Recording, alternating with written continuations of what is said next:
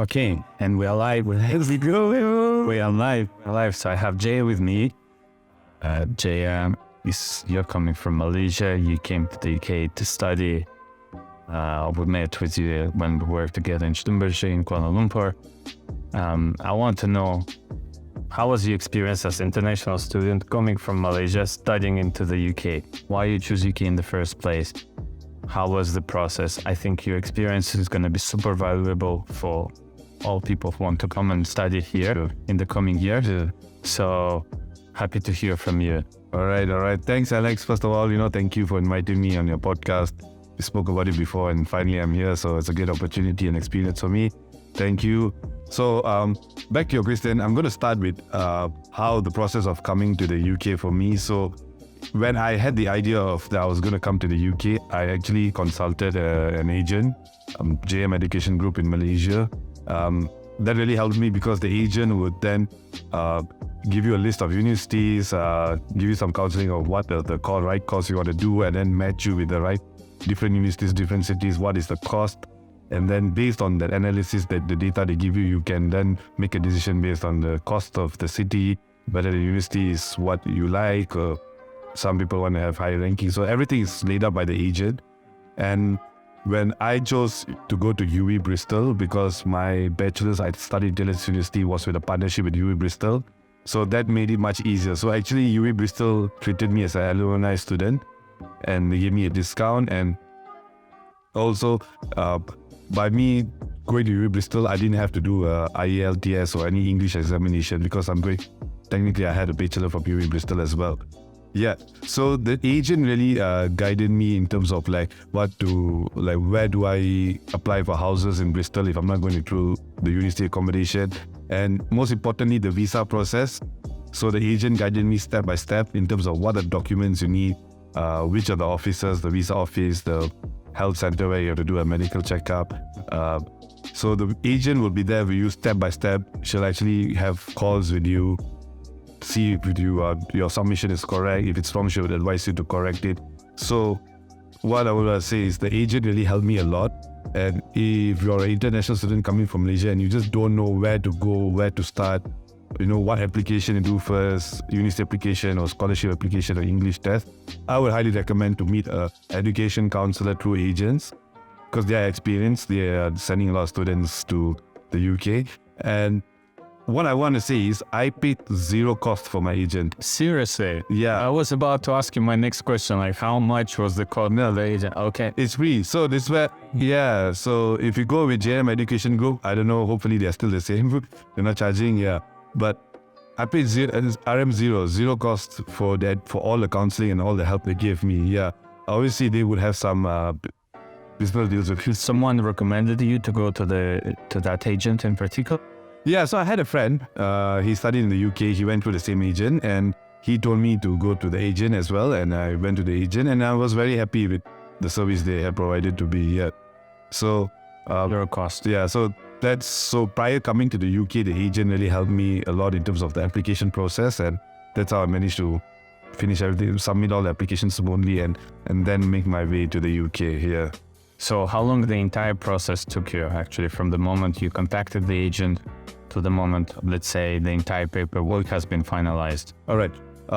So when I had the idea of coming abroad, I had a one-to-one counseling session with the agent and she gave me the options of different universities in the UK. So I had already shortlisted the UK as the country I want to go, but I was still not decided on which university I would want to go.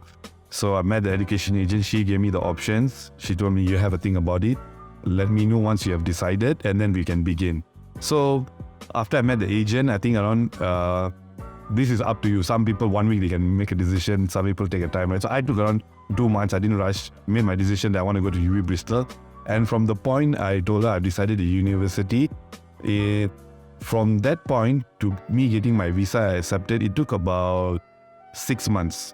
Also keeping in mind, my application was during the COVID lockdown, so that kind of hindered at certain things. So that time you had really to apply early to be safe because, lockdown, there were no appointments with the visa center. Then when they opened back, there's scheduled appointments and minimum limited appointments. So Yeah, but from the time you decide and you tell your agent, I want this university, and then they will let you know what you need to submit. So you need to submit like a application form, a personal statement, why you want to do the course, why you want to choose this university, why you want to move to the UK, what value can you bring to the university. So a personal statement surrounded by that. You have to submit your passport, your visa application, there's certain documents you need to fill up. Yeah. So from that point, you choose which university you want to go to. It took me about 5 to 6 months to get my application approved. But that is the end of the process. In between, you will get your university application approved. Then you have to start applying for accommodation. You need to start making your payments. Yeah. So for everything... the payments you need to pay up front, certain. Yeah. So for international student, they will usually collect a deposit fee. Yeah. And that is minus off your total tuition fees. Yeah.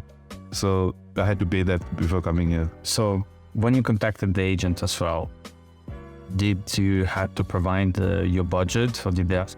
Yeah, for sure. They asked you what is your budget, and because based on that, like for example, if you're going to study in London, the cost of living is higher, the university tuition fees are higher. Certain universities, their tuition fees are way higher than certain universities. Yeah. So they will definitely ask what is your budget, and based on your budget, they will give you the viable options of like which universities and which cities are affordable based on your budget. Yeah. Okay. So did you know anyone else who studied in the UK before, in the University of Bristol? Yeah, being a Malaysian, a lot of Malaysian students love to come to the UK. It's a very popular destination for Malaysian students. So I did have a couple of friends who came to the UK, and then particularly in the university that I went, UB Bristol, I had few Malaysian friends from back home who were studying here as well. So yeah, I knew quite a lot of people actually from Malaysia who came to the UK to study here. So with that in mind, for example, in Bristol, once you arrived, how much did you budget you're going to spend every month? All right, so I would say my rental at that time, this was in 2021, cost has increased. So, but at that time, my rental was £650. I got a room and an ensuite room, they call it here, basically a room with an attached bathroom. So 650 goes to rent, and then I would try to budget in terms of living expenses between 350 to 400 pounds. I personally know friends who can do it lower, with a lower amount. With 300, they could survive on expenses. I know friends who needed like 600-700. So this boils down to the individual. Roughly, if we have to convert ourselves to that. All right. So the exchange rate is dilly-dallying between 5.2 to 5.4. So if you're saying a 650 pounds is what, around like a 3,700? I know we need to check on that. I need to check. Yeah. No, what I'm trying to say is, for someone coming from Malaysia, is it more expensive to study here? It definitely is, because the currency plays a big factor. Yeah, because you're times 5. So a lot of Malaysians who come here, you may be living a very comfortable life back home. You come here because of the currency exchange. You're like thinking twice, do I really need this? You kind of you start cooking on your own. You don't want to order food because it's just expensive. Yeah. So I would say, I think for me as a Malaysian student, a month I would have spent around rental plus living expenses around 5,500 ringgit. Yeah. Okay. 5,500 ringgit bill. And you say there are people who manage to spend less. So. Yeah. So it really boils down to individual. Depends how you treat. How you want to live your life here. If you want to go out, travel, I would suggest to get a part-time job too. There's a lot of agencies out to work on the student visa. So with a Malaysian student visa, you would be allowed to work 20 hours a week. And then during your semester breaks and holidays, you can max it up. Yeah.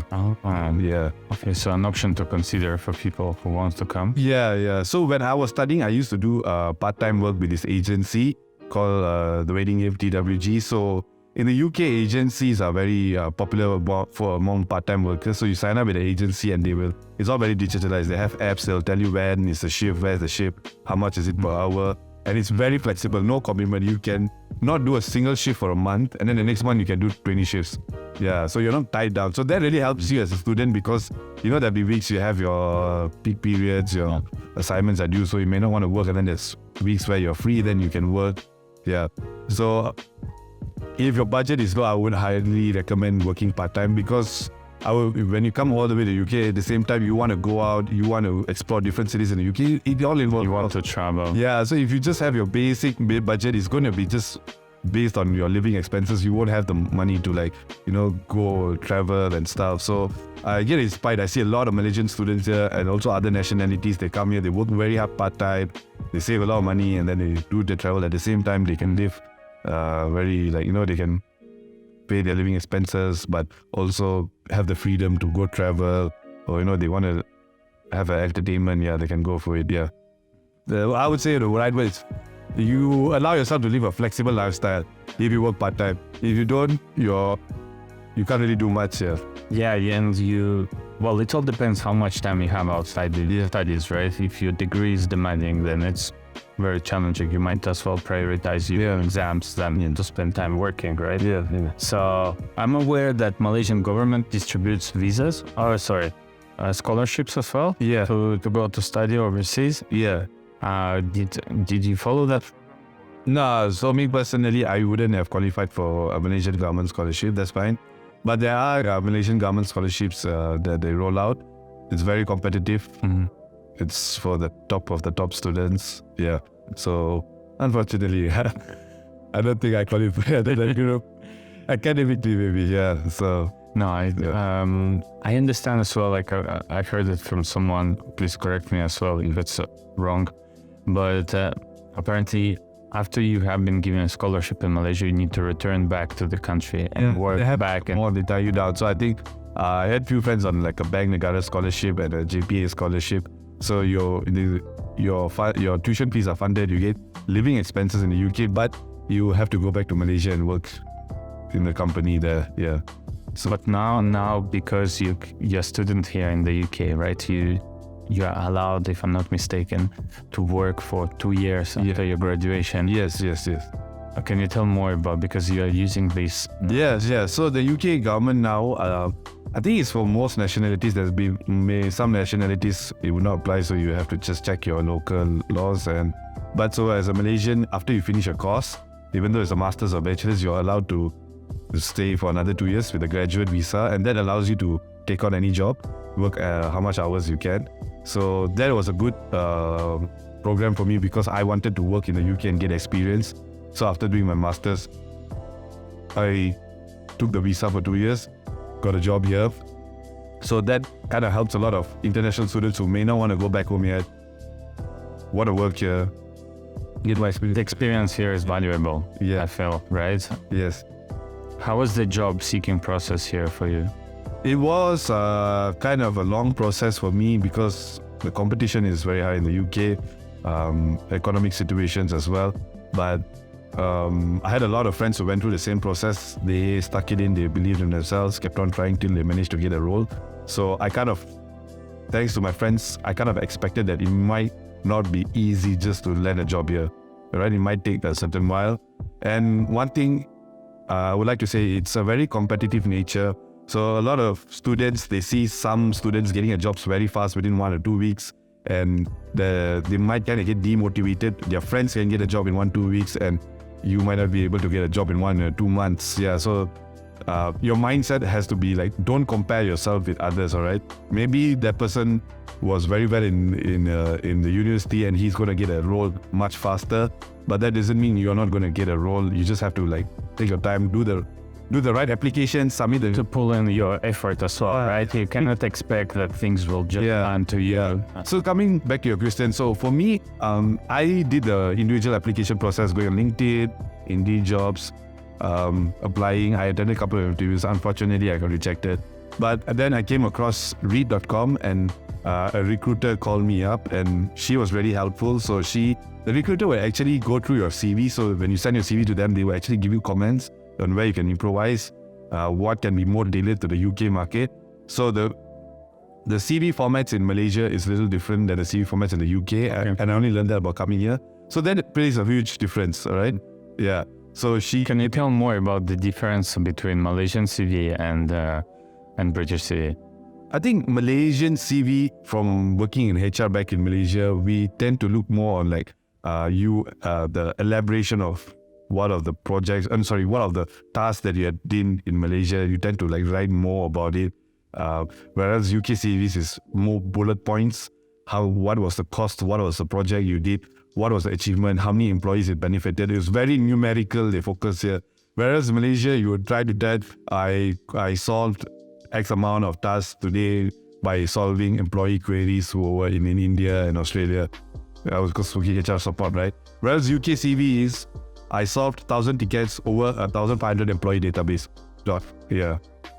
That's what I tell because I'm doing now a project on the side, career coaching, and that's what exactly the feedback that I passed to people who are coming from overseas. That here the CV needs to be more numerical, and you just confirmed this as my own experience and my own intuition as well. But I was curious to know how is the process of designing the CV in Malaysia, because the work standards or the managerial style or expectations, they're also different. Yes. Right? How do you find the managerial style in the UK or the work culture in the UK compared to Malaysia? Yeah, good question. So just give a bit of background. So back in Malaysia, I was working with you in Schlumberger International company, right? So my experience would not be like a great, say if you want to know about how is it to work in a Malaysian company, because I worked in an international company, a lot of global influence.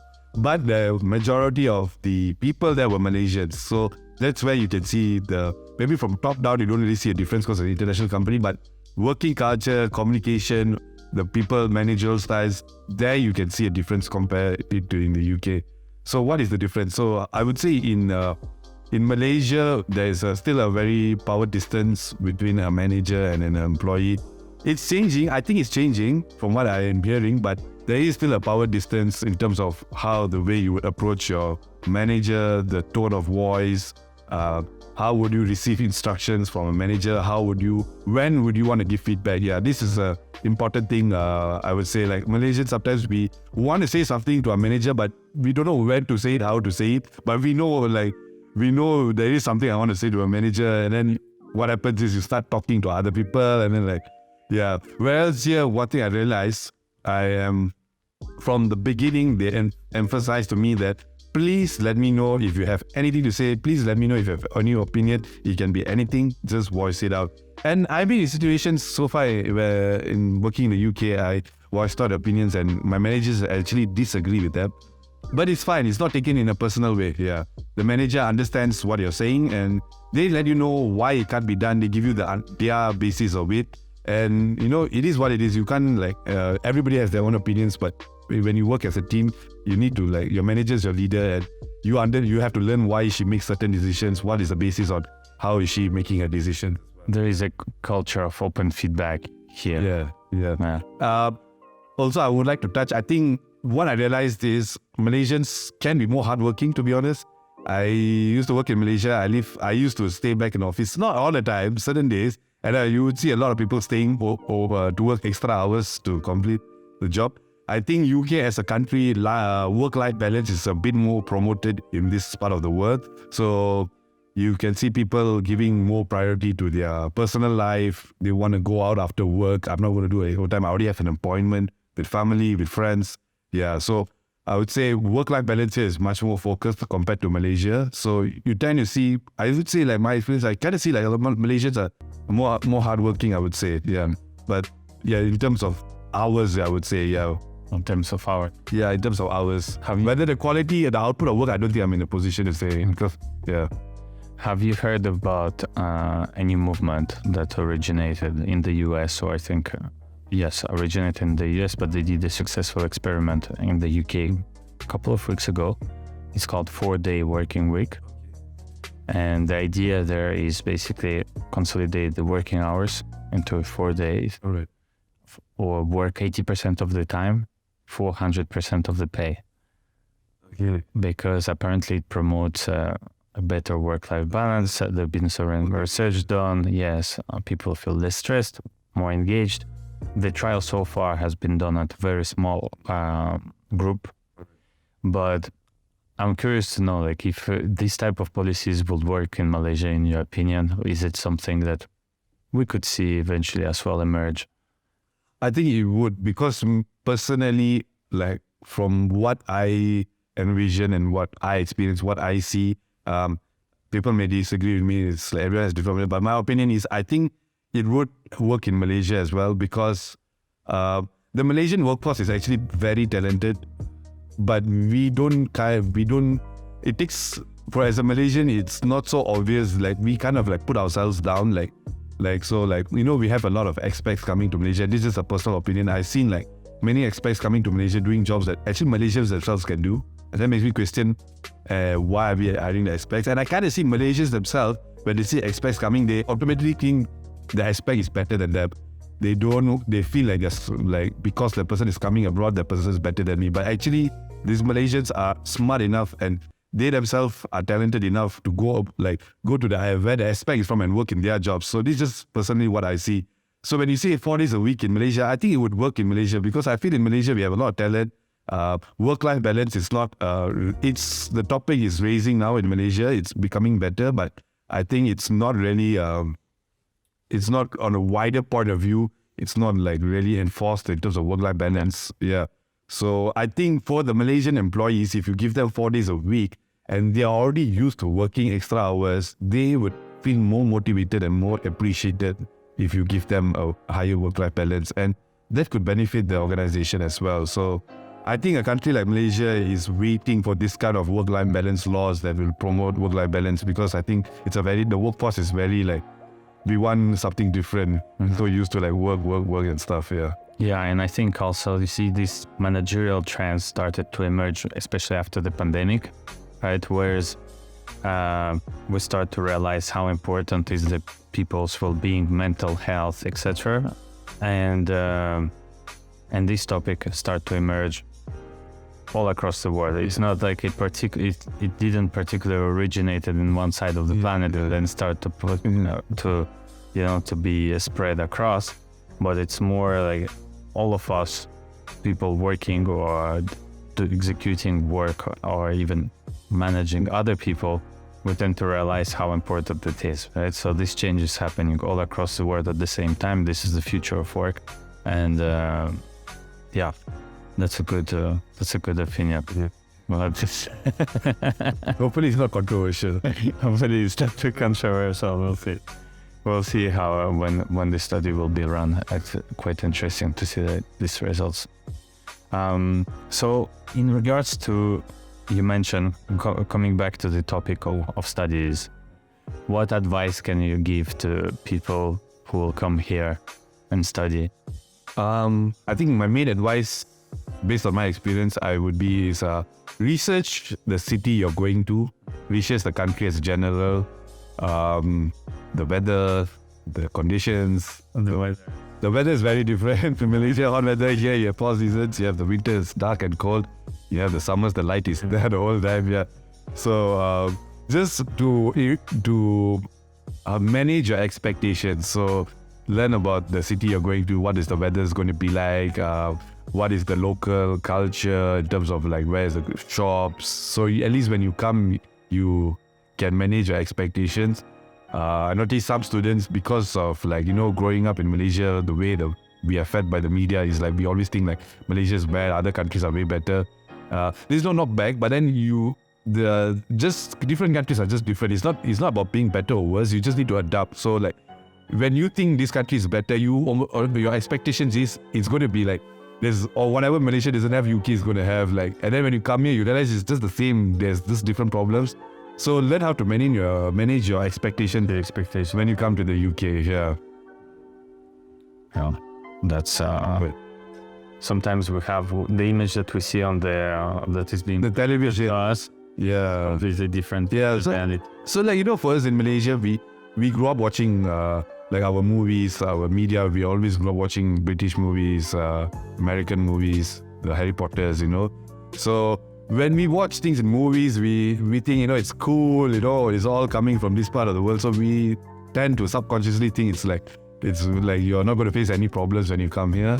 But when you actually come here, you tend to realize you have to adapt, you have to learn they have their own problems going on as well. Everywhere there's problems. So just learn how to manage your expectations when you come to the UK. Just do a lot of research as well. Make friends.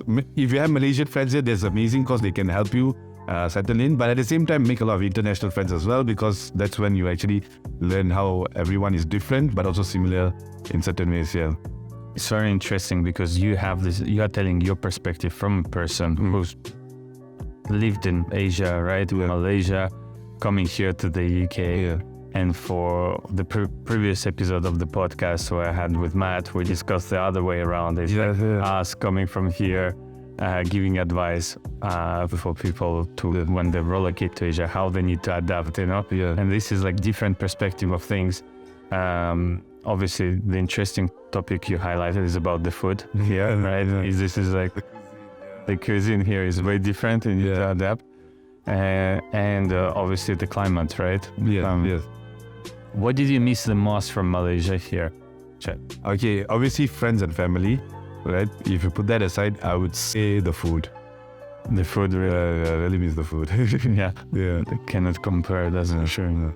We need just to have one episode about the food. That's what I also told to Matt. Like we need to just about the amazing variety of choices that we have in Malaysia. Okay, Jeya, and just on the last few words, like so far you experience, how did you feel that this helped you to grow professionally and personally, being an expatriate student? Right. Yeah. So I will start with personally first. Is that fine? So personally, back in Malaysia, I lived I'm blessed. I lived a fairly comfortable life. My parents are amazing, family's amazing. Everything was done for me. And then now when I move abroad, I'm living on my own. I'm starting to do things on my own. And I feel that really taught me a lot, because what I really learned from this lesson, that I'm actually very blessed and privileged from, in Malaysia where I had my family. I have a lot of friends after coming here. They come from different parts of the world. They didn't have the same privileges and comfort that I had growing up. So by being alone taught me a lot, to embrace and to be appreciative for your family, your country, your culture, your people. At the same time, it also started challenging me, because now I'm alone, right? So now I appreciate, but now it started challenging me to do stuff on my personally, simple things, but it actually makes a lot of difference, like household stuff, learn how to cook.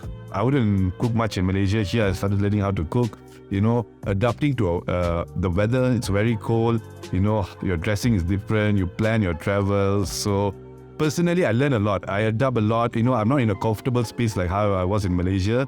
So now I'm I push myself more and start to worry about the conditions around me more.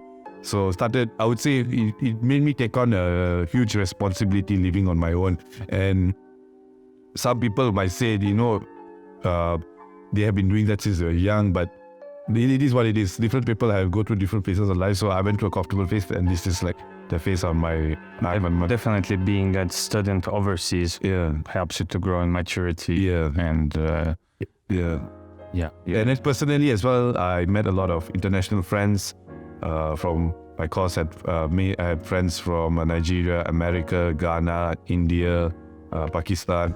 So I met a lot of different individuals, listening to their stories, how their work experience was back home, what are their conditions back home. And when you hear all the stories, sometimes you hear to one friend, maybe he had a very nice story in America, his school was perfect, basketball player, had a lot of facilities to support them. And then you hear another story, maybe from another country where their school they didn't have proper tables in the school. They used chalk until they were secondary. So, you learn all these different experiences, and then you try to learn from them and match it to your own experience. So, sometimes you feel like, oh, this guy had more than me. But then you see that there's so many other guys who didn't even have what you had. So it just made me really appreciate all this. And I think this only comes with maturity and age. At the young, you're very rebellious. You think you're, you hear you want to go against what people tell you, and then when you come here, you actually appreciate your family a lot more. Yeah, that's what I would say. Professional standpoint. So for professional standpoint, the MBA helped me a lot from a professional standpoint. So my degree was business degree, major in human resource management. Worked in a HR hub in Schlumberger for 3 years. So my professional knowledge was very human resource centric, more to payroll and benefits processes and transaction processes. So doing the MBA for me as my professional life opened up my scope in terms of how different departments are related. So how strategic, finance, marketing, procurement, HR, all these different functions interdependent on each other in achieving a business goal. So it kind of like taught me more out from a HR perspective, but more from a leadership business perspective, how finance decisions can impact HR, can impact marketing, how marketing decisions can impact corporate social responsibility. So the MBA really taught me from a business point of view. And you can tell me that you don't need an MBA to learn all of this. I think this is just an individual way of how you want to learn it. You can learn it on your own through the internet. You can learn it through, by studying a business and doing your experience as your own. For me, I just felt like an MBA together linking with moving abroad presented itself as an opportunity for me. So that was my personal decision. And also I managed to get a job here. After a process, I got a job here, and that made me learn a lot more in terms of working culture in the UK. Being in HR made me learn about UK laws as well. They have their statutory sick pay, the maternity pay, they have a lot of benefits. So I had to learn all the UK laws as well. So in terms of professionally, now I'm just opening my experience. I'm working in Malaysia now. I want to try working in UK, see how I want to learn how leadership management decisions are being made here, how businesses make their decisions. I'm still learning at the stage I feel I'm learning. And hopefully one day when my goal is to start my own like a HR consulting or start something on my own, I can learn all the small experience I had in the UK, I had Malaysia, use all the experiences and then, start my own thing after that, It's interesting to hear that perspective because you stopped working. You were already employed full-time, right? You stopped your work to pursue studies again in another country. So you went back to uni, and there is just a fraction of people who usually do that. That's why I wanted to know like the value that it provided, this MBA, right? Not only being able to now work overseas, but also a different perspective on things that make you grow as a professional. Yes, for sure. Any other like advice you will give to the Malaysian community who is planning to move? Study here? I think for Malaysians, if you have that idea of moving abroad to experience, I think it's a good idea. I think it makes you go to a different country and you're not in a comfortable position, so you tend to learn more about another country, another culture. You're not so comfortable, so individually you tend to be more responsible. Which country you want to go to, that really depends on the individual. I chose the UK, so if you think UK is in your mind, I think it's a great country. I want to have like a business degree. I would say UK. There's a lot of options. So I would highly suggest Malaysian students to move abroad, experience something new. For me, I chose the UK. So if you have UK in your mind, I think it's a great country to come. But as I said earlier, before this, that study the country where you want to go. It's not everywhere in the world, every country there's going to be issues. So always learn where you're going to go and study the country so that you can manage your expectations. So that you don't expect something and then you go there, you see something different, and then it mentally, affects you. Say, I should have birds. Okay, Jeya. So, a couple of questions more. First, which advice would you give to any Malaysian student coming to study here? I think one main advice I would give to like any Malaysian students who are wondering to go study abroad is identify which country you want to go to, study about the country in terms of like the demographics, the geographics, the weather, the food, all the tangible things that you would live with, so that that allows you to manage your expectations. So just to give an example, like for me, moving from Malaysia to the UK, like, you watch a lot of British movies, a lot of British football, you kind of like get excited thinking like, the UK is going to be way better than Malaysia. I mean, I'm not comparing two countries, but things are very different. There's a lot of things you can get in Malaysia and you come to the UK, it's very different. And that might make you feel like demotivated. But so importantly, research where you're going to, research what are the local issues that the locals themselves are facing in that country. What is like the weather conditions, different times of the year. Where, if you're going to a particular city, where is the nearest, the grocery store? It's all simple things. But yeah, safety as well. Yeah, safety as well. Where should you go? Where should you not go? So it's very simple things on words, but when you actually be there, when you move abroad, it is not really. When you go there and you don't know anyone, you can start to feel like, who do I go? So before you go abroad, choose a country that you want to go to, research about the country. So at least when you go there, it manages your expectations much better, I would say. Yeah. And about the work culture overall, you compare UK, Malaysia, managerial styles? Okay, yeah, good question. So there is a difference in work culture. I mean, I've studied about it, we've heard about it, and then now I'm seeing it. So what I can share with what I see. I think Malaysia, we are still a bit more, conservative? I don't know. Like, for example, we are a bit more power distant. So there is still a respect when you say to your managers. This is solely based on my experience. Different Malaysians might have different experience. Like when I was working in Malaysia, that, for example, if you want to voice out something you want to give back to your manager, we are kind of hesitant. How should we say it? When do we say it? Is it the right time of the day? Sometimes they don't even say it. Yeah. Whereas in the UK, I noticed something in any setting. If someone disagrees with the manager, but would give their feedback, would give their opinion to the manager instantly, and the manager as well is open to listen to different feedbacks. And most of the time, the manager may not agree with your feedback, but they will still give you the basis or the business reason why. For example, you suggest something and it can't be implemented, they would tell you why it can't be implemented, and there is no personal feelings involved. It's purely work as well. Whereas I think Malaysia, I think we are getting better, but we still got a way to go in terms of everyone valuing each other in the same way. Yeah. So you mentioned when we spoke off camera as well, there is a difference if you work in a private company in Malaysia versus public sector, right? Public sector, yeah.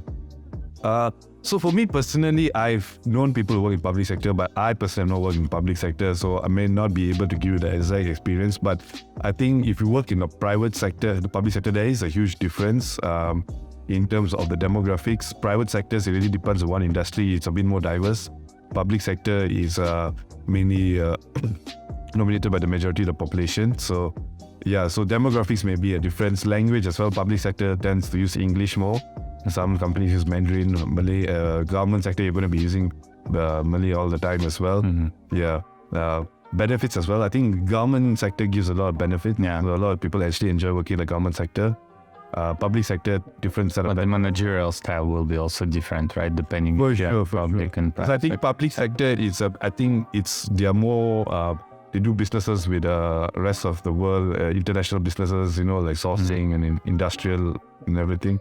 Whereas if you work in a government, it depends which ministry you go to, and it's solely focused on policy making and serving the people. And one thing about government, I wish not to say this, but government is controlled by politicians. And Malaysia, as you know, historically, the past 5 years, we had 4 different prime ministers now? Mm-hmm. Each different prime minister had a different policy, and then you have to adapt. So I think if you work in the government in the current climate in Malaysia, you have to be constantly adapting to another person's policy, and then you are unintentionally dragged into political problems, and it affects your work for no reason.